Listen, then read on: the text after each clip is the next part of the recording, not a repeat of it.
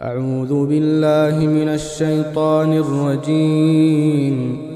بسم الله الرحمن الرحيم. هل أتاك حديث الغاشية؟ وجوه يومئذ خاشعة عاملة ناصبة تصلى نارا حامية تسقى من عين آنية ليس لهم طعام إلا من ضريع لا يسمن ولا يغني من جوع وجوه يومئذ ناعمة لسعيها راضية في جنة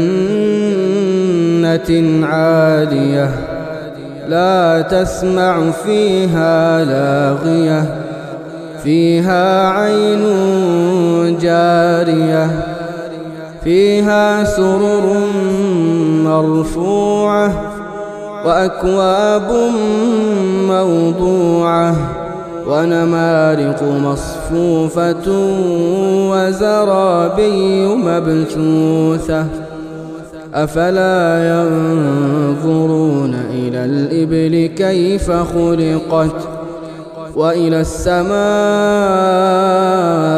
كيف رفعت وإلى الجبال كيف نصبت وإلى الأرض كيف سطحت فذكر إنما أنت مذكر لست عليهم بمسيطر إلا من تولى وكفر فيعذبه الله العذاب الأكبر إن إلينا إيابهم ثم